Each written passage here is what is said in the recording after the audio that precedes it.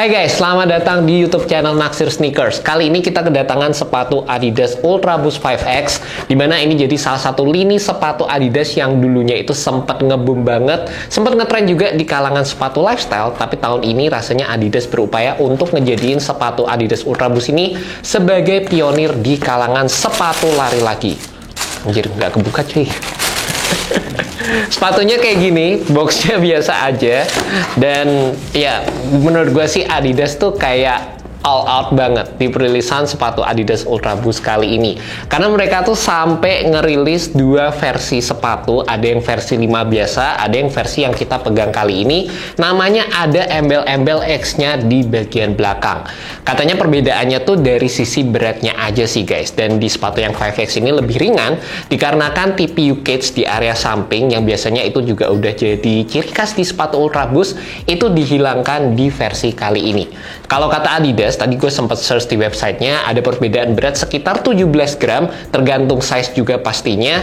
Dan kalau dipikir-pikir 17 gram itu kalau dipegang nggak yang berasa-berasa banget sih. Tapi gue yakin lah, buat pelari profesional yang memang into running, kalau misalnya kita udah ngomongin lari 10 km, 20 km, 17 gram itu pasti lumayan banget. Cuma buat gue ya, seorang pemain basket yang beli sepatu ini cuma buat ningkatin stamina, pengen untuk daily run aja, kayaknya 17 gram nggak pengaruh banget guys.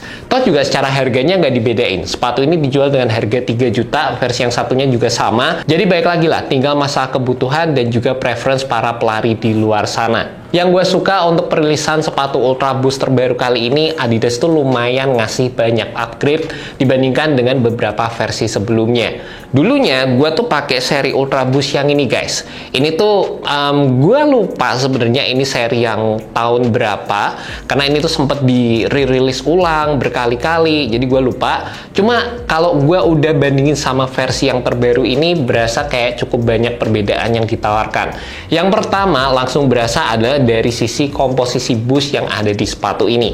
Sekarang udah nggak pakai teknologi boost yang standar aja, tapi sekarang udah dilengkapi dengan teknologi light boost, dimana ini jadi resep cushioning terbaru dari Adidas yang menurut gue juga lumayan menarik guys. Nanti gue bakal ceritain ke kalian gimana pengalaman gue waktu menggunakan sepatu ini, bedanya apa sama yang dulunya gue punya. Cuma sebelumnya gue pengen ngebedah fitur-fitur yang menarik yang ada di sepatu ini, karena menurut gue juga lumayan banyak guys. Lanjut lagi deh, di bagian bawahnya, di sini tuh Adidas menggunakan Continental Rubber. Sebenarnya sama yang ada di sepatu ini juga, cuma memang Continental Rubber itu jadi salah satu fitur yang udah cukup ikonik di sepatu Adidas Ultra Boost dan juga gue demen banget. Secara brand Continental sendiri itu kayak outsource gitu, dan Continental merupakan salah satu brand yang udah terkenal dalam pembuatan ban, dimana rubber yang digunakan ini bisa dibilang jadi salah satu opsi yang lebih durable dibandingkan dengan rubber pada umumnya, dan juga bisa bekerja dengan baik di berbagai macam kondisi, entah itu hujan ataupun lagi kondisi yang kering gitu guys.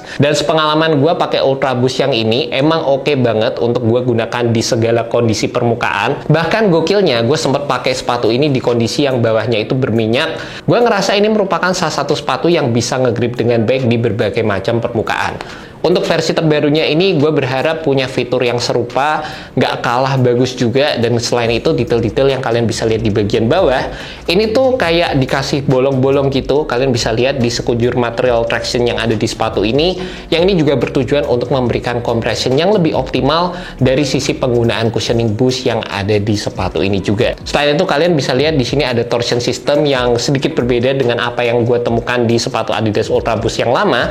Di sini torsion systemnya itu kayak lebih panjang gitulah guys. Secara detail dan materialnya, sepatu ini tuh pakai Adaptive Prime Knit, salah satu material yang gue demen banget dari Adidas. Materialnya tuh berasa kayak build kaos kaki aja gitu, enak banget guys. Dan di beberapa bagian dari materialnya ini juga dikasih struktur-struktur tepat di bagian yang memang dibutuhkan. Contohnya kayak di bagian samping ini, seperti yang gue bilang tadi, versi yang 5X sekarang dibikin lebih ringan dengan adanya implementasi seperti ini aja guys. Di bagian atasnya di sini tetap ada eyelet yang ini menurut gue juga berfungsi dengan sangat baik. Di bagian belakangnya di sini ada plat yang berfungsi untuk memberikan stabilitas. Di sini udah jadi ciri khas dari sepatu Ultra Boost juga. Dan secara kontur sepatunya ini di area belakang dibikin agak melengkung kayak gini ya. Ini berfungsi untuk meningkatkan kenyamanan juga guys. Dari sisi padding-padding yang ditawarkan, ini menurut gue juga cukup. Dan yang gue suka di bagian liningnya, di sini ada material yang berfungsi untuk memberikan ventilasi yang baik sewaktu menggunakan sepatu ini, guys. Waktu dipakai, Ultra Boost 5X ini lebih mengutamakan kestabilan dengan boost yang feel-nya itu sedikit lebih beda dibandingkan dengan boost pada umumnya. Menurut gue sih kayak lebih airy, responsif gitu rasanya, dan gak sepadat versi sebelumnya. Gue sendiri personally lebih demen dengan versi light boost yang ditawarkan di sepatu ini. Tapi setelah gue research juga, ternyata banyak orang-orang yang demen dengan versi boost yang standar, dikarenakan feel-nya itu kayak lebih mantep dan juga sensasi bounce yang ditawarkan itu juga lebih padat, guys. Selain itu, sepatu ini juga memiliki heel to toe drop sekitar 10 mm dengan ketinggian 31 mm di bagian belakang sepatunya.